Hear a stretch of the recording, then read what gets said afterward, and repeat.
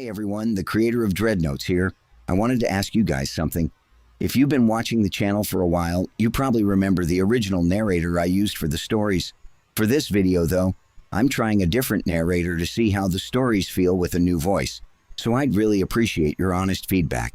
If you're a longtime viewer, let me know which narrator you prefer. And if you're new here, feel free to check out some of the older videos and then tell me in the comments which narrator fits these horror stories better. I read a lot of your comments, so make sure to let me know what you think. My name is Marcus, and I work as a night shift security guard at a hospital in Detroit. I'm 31 years old, and I've always preferred working alone. Social interaction has never really been my thing. About 2 years ago, I decided it was time to move out of my apartment and find somewhere cheaper. I found a rental house, about 30 minutes outside the city. The rent was almost half what I was paying, and the landlord seemed eager to get someone in there quickly. It was an older house with a basement, and the landlord mentioned I could use it for whatever I needed. The first few weeks were uneventful in the best way possible. I worked my shifts at the hospital and came home to silence. I never had any reason to go into the basement. The landlord had left some old furniture down there, but I didn't need any of it. The light switch didn't seem to work properly, and I figured there was no point in dealing with it. That changed one night in early December, when I got home from work around 3 in the morning. I was walking through the kitchen when I heard something that made me stop dead in my tracks. It was coming from below me, from the basement. At first, it sounded like humming low and rhythmic, almost like someone singing under their breath. I stood there listening and trying to convince myself I was just tired. But the humming continued steady and deliberate. After maybe a minute, it stopped completely. I told myself it was probably just the furnace making noise. The next night, I heard it again. Same time, same low humming sound drifting up through the floorboards. This time, I was wide awake, so I couldn't blame it on exhaustion. I walked over to the basement door and pressed my ear against it. The humming was clearer now, and I could almost make out a melody. It wasn't random noise. Someone or something was deliberately making that sound. I grabbed the door handle and started to turn it, but then the humming stopped instantly, like whoever was down there knew I was listening. I pulled the door open and felt along the wall for the light switch. I flipped it a few times, but nothing happened. I pulled out my phone and turned on the flashlight, then started down the stairs.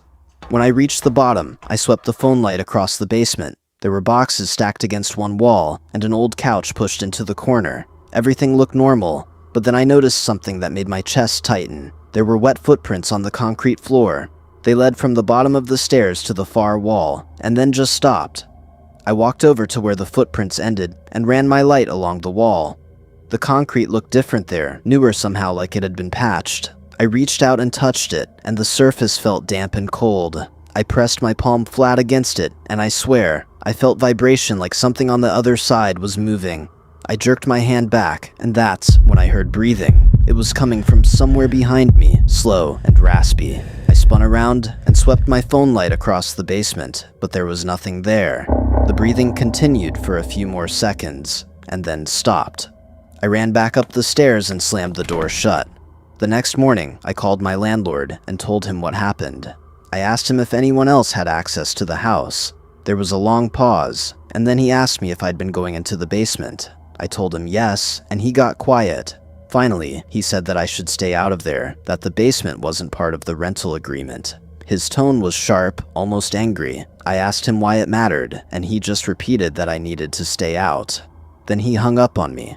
The humming started happening every night, always around the same time. I started recording it on my phone, thinking maybe I could figure out what it was. But when I played back the recordings, there was nothing, just silence. The phone hadn't picked up any sound at all, even though I could hear it clear as day while I was recording. 1 week later, I decided I had to go back down to the basement. I waited until the humming started, and then I grabbed a flashlight and headed downstairs. The wet footprints were there again, following the same path to the far wall. I walked over to the newer concrete and noticed something I'd missed before. There were scratches in the surface, thin lines that looked like they'd been made with fingernails. They formed words, "Help me, please, help me," over and over again, scratched into the concrete in letters so small I'd almost missed them. My hand started shaking, and I backed away from the wall. That's when I heard knocking. 3 slow, deliberate knocks coming from the other side of the concrete. The knocking came again, and then a voice. It was muffled, but I could make out 2 words: "Let me out." I dropped the flashlight and it hit the floor. The light went out, and I was plunged into darkness. I fumbled for my phone and turned on the light, and that's when I saw them. There were handprints on the wall, dozens of them pressed into the concrete like the surface was soft.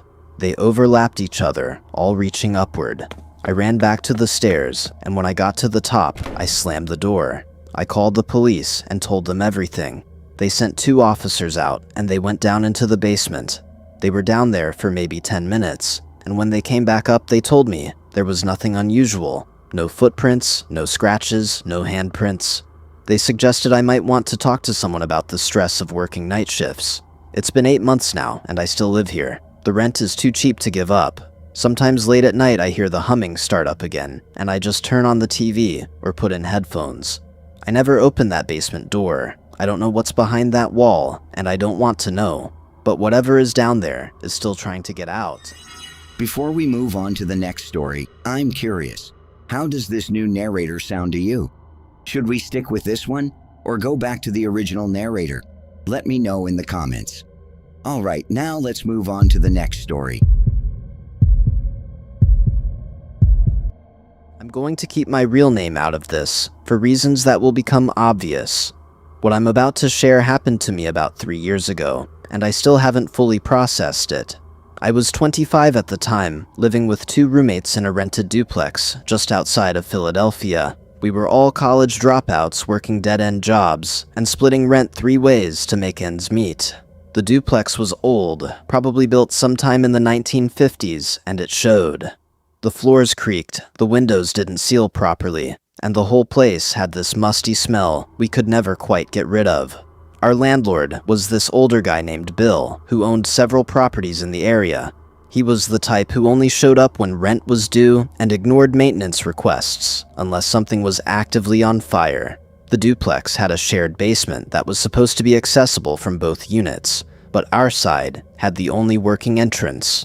The other unit's basement door had been sealed shut years ago, according to Bill. He told us we could use the whole basement for storage, since the neighbors couldn't access it anyway. None of us went down there much. My roommate Jake used it to store some boxes from his ex-girlfriend's apartment, and that was about it. The basement was unfinished with a dirt floor in some sections, and crumbling concrete in others. There was 1 light bulb hanging from a wire in the center of the space, and it barely illuminated anything.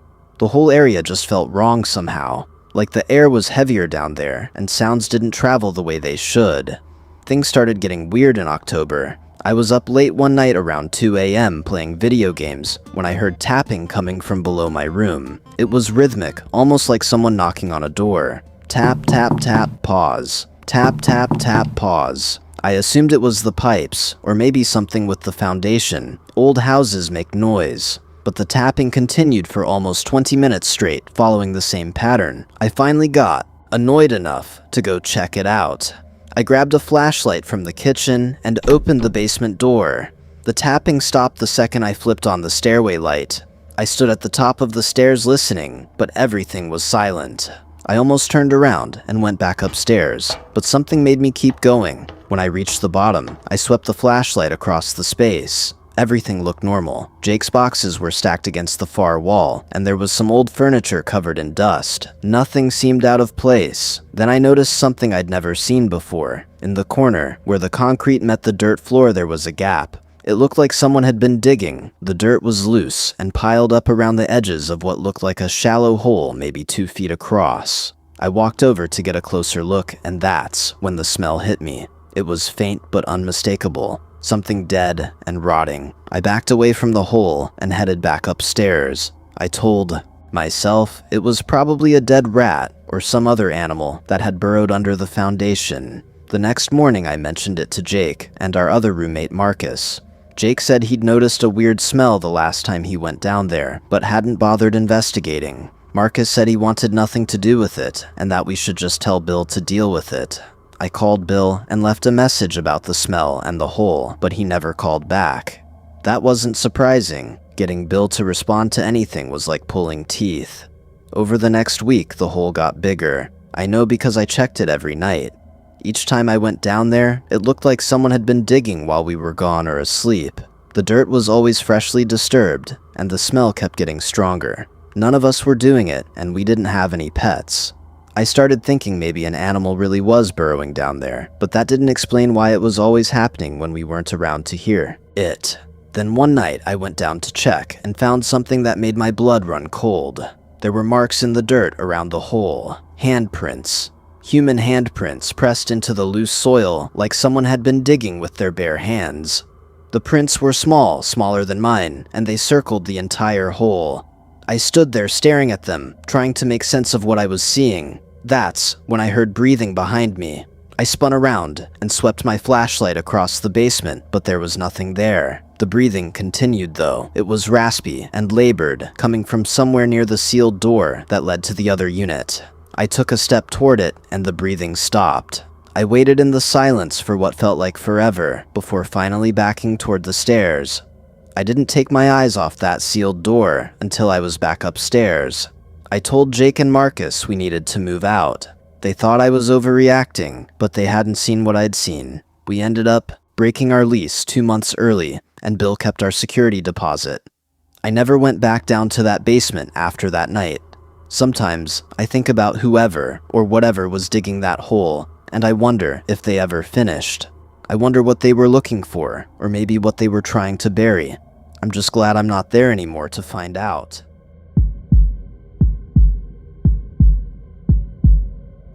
My name is Ryan, and I've been working as a plumber for about 7 years now. I'm 29 years old, and most people would probably describe me as pretty ordinary. I don't go out much, and I'm not really into the whole social scene. My job keeps me busy enough, and that's fine by me. Last year in March, I bought my first house in a small town outside of Boston. It was a foreclosure, so I got it for a decent price, even though it needed some work. The place had been empty for about 2 years, and you could tell nobody had been taking care of it. But I'm handy with repairs, so I figured I could fix it up myself. The house had a basement that I planned to turn into a workshop eventually. When I first went down there to check the plumbing, I noticed the space was divided into 2 sections. The main area was open with concrete floors and exposed pipes along the ceiling, but there was a second smaller room in the back corner with a heavy metal door. The door had a padlock on it, and the realtor told me the previous owner used it for storage. She said she didn't have a key for the lock and suggested I could just cut it off if I needed to get in there. I didn't think much of it at the time. I moved in during the first week of April and spent most of my free time working on the house. I replaced some pipes, fixed a few leaks, and painted the walls upstairs. I kept meaning to deal with that locked room in the basement, but I never got around to it. There was always something else that needed attention first. Then one night in late May, I was watching TV when I heard a sound coming from downstairs. It was a scraping noise like metal dragging across concrete. I muted the TV and listened. The scraping continued for maybe 10 seconds and then stopped. I figured it was probably just the house settling, or maybe an animal that had gotten into the basement somehow. The next few nights, I heard the same scraping sound, always around 11 o'clock, always lasting just a few seconds. It started to bother me, because I couldn't figure out what was causing it. I went down to the basement during the day to investigate, but I never found anything obvious. No signs of animals, no loose pipes, nothing that would explain the noise. The sound always seemed to be coming from the direction of that locked room.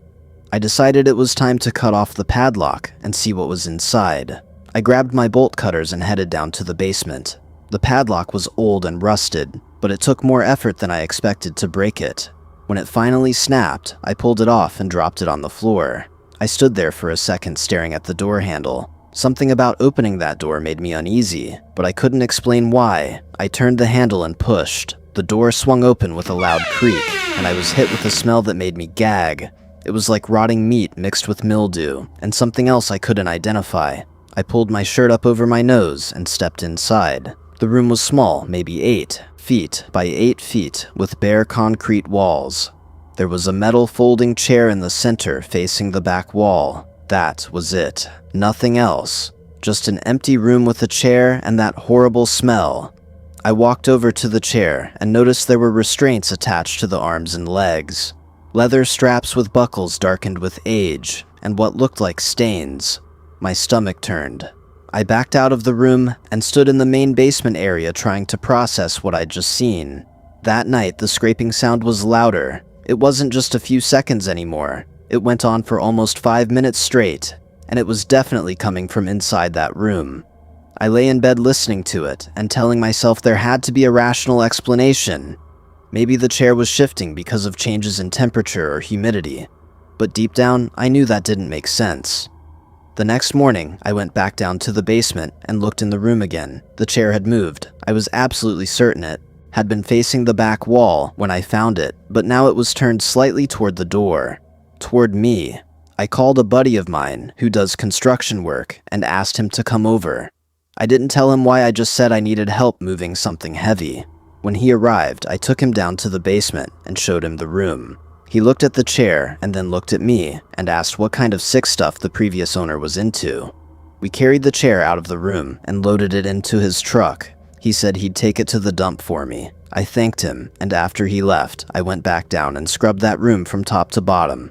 I used bleach and industrial cleaner, trying to get rid of the smell and any trace of whatever had happened in there. For about a week, everything was quiet. No scraping sounds, no weird smells, nothing.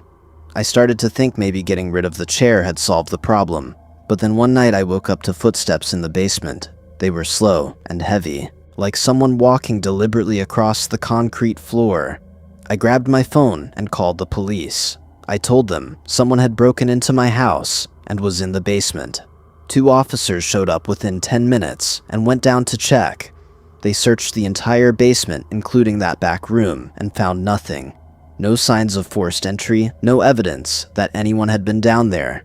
They asked me if I'd been drinking or if I was on any medication. I said no, and they left, looking at me like I was wasting their time. The footsteps kept happening, not every night, but often enough that I started dreading going to sleep. I'd lie there in the dark, listening to them pace back and forth, always in the same pattern. I tried staying at a motel for a few nights, but I couldn't afford to keep doing that. This was my house, and I'd put too much money into it to just abandon it. I started sleeping with a baseball bat next to my bed, even though I knew it wouldn't do any good against whatever was down there. It's been 4 months since I cut that lock off, and I'm still living here. I sealed up that back room with drywall and told myself I'd never think about it again, but I still hear the footsteps sometimes, and every morning I check to make sure the drywall is still intact. So far it has been. I don't know what happened in that room before I bought this house, and part of me doesn't want to know. But whatever it was left something behind, and I don't think it's ever going to leave.